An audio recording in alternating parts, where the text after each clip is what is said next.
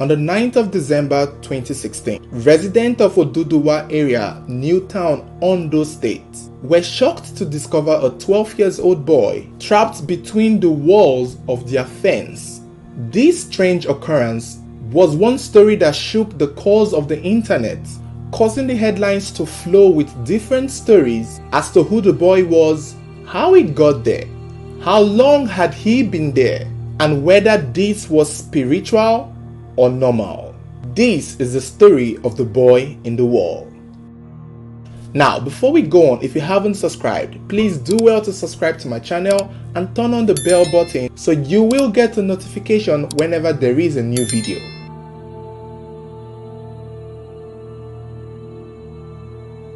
The story of the boy in the wall started 3 days before the 9th of December 2016, on the 7th of December, when neighbors said they were hearing a strange noise coming from the walls of the fence that separated two different compounds. One contained series of shops and businesses, while the other one contained residential apartments. So when the residents began to hear cries and singing coming from the walls of the fence, one particular neighbor said she heard the voice speak incoherently the following words: "I am Judas Iscariot.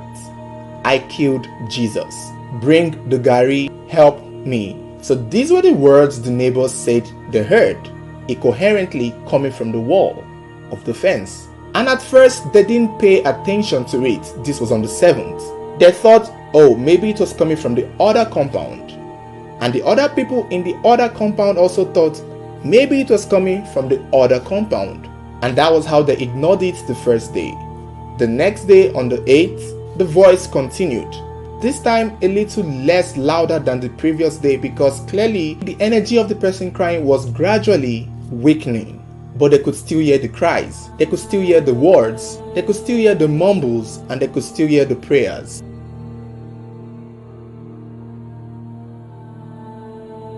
So eventually on the 8th, members of each compound confronted each other, and they explained to themselves that they thought it was coming from each other's end. Some neighbors thought this was spiritual. Some of the residents in the apartment buildings were already making plans to relocate, as they couldn't understand how this was happening.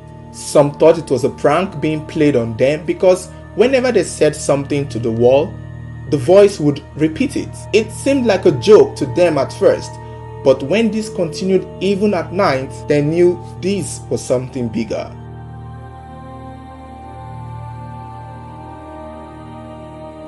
It was on the 9th of December that they eventually decided to climb up a ladder to check where this noise was coming from truly, as there seemed to be a tiny little pocket of space between the walls of the complex building and the fence of the residential apartments. It was then they noticed someone stuck between the wall and the fence. Some sources said the police was called. Other sources said an elder in the compound took it upon himself to begin breaking the walls of the fence. And carefully the walls were broken, revealing an emaciated teenager trapped with one hand raised up because there wasn't enough room for it to bend. He was pulled out and was washed with water. However, this was just the beginning of a line of questions that gave birth to some of the most mysterious explanations as to how the boy got there and who he was.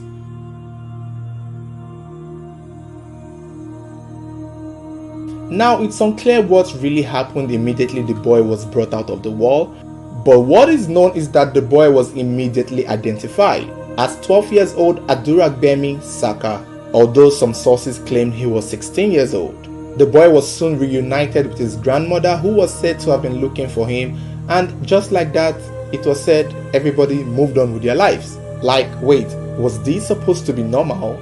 It's not every day you wake up and find a teenager stuck between your walls. So how come everyone just carried on with their day like nothing happened?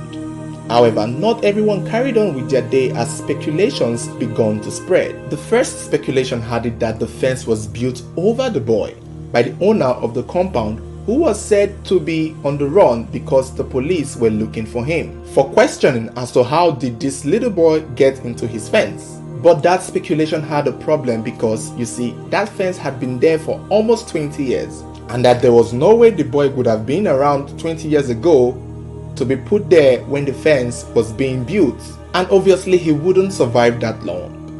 Unless, of course, this was something more spiritual, which gave rise to the second speculation that began to fly around, that the boy was a wizard flying as a bird on his way to his coven when he got hit by a tree branch and fell into the wall, where he eventually turned into a human being. Now, many people believe this speculation because why not? It's very convenient. And that would explain how a big boy like him would be trapped in such a tiny space of wall. But how possible could that be? Not everybody believed in witches and wizards. Somehow there had to be a reasonable explanation to how the boy got there, and a good answer as to who the boy was.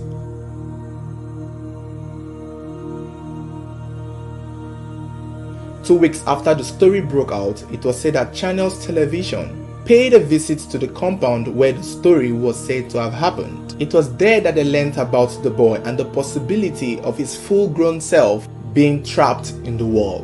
Like we've talked about, to understand how the boy got in there, you have to understand how the wall and the fence were built. It was learned that the fence was standing on its own, adjacent to the walls of the building of the shopping complex. So there was a wall of the buildings and there was a fence of the compound. And in between the wall and in between the fence, there was a space, a tiny little pocket space that is quite possible for the child to have fallen into. So that actually gave a clearer picture as to how possible anyone could have been in the boy's situation. So it wasn't just a single fence with a tiny piece of hole for lizards.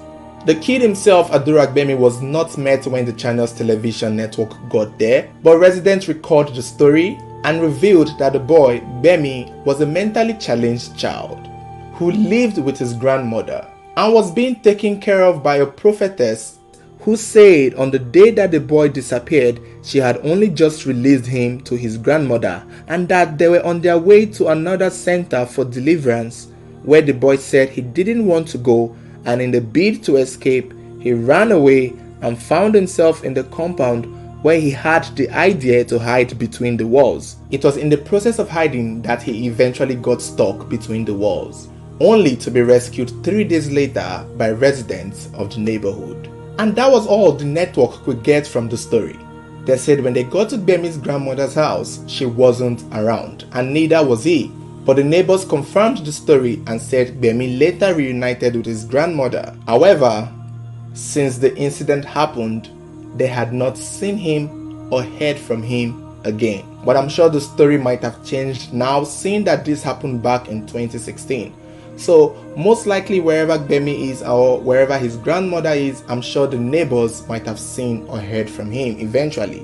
But at the time the network went there, the neighbors said they hadn't heard from him and they hadn't seen him since the incident happened. Up till this day, not much is known about Bemi, but many people who remember the story would hope that he is fine wherever he is. And this, my friend, is the story of the boy in the wall. So thank you for watching. If you enjoyed today's video, don't forget to give it a like and leave a comment to share your thoughts on the whole situation. And also, if you haven't subscribed yet, please don't forget to click the subscribe button and turn on the notification bell so that you will get notified whenever there is a new video. Thank you for watching.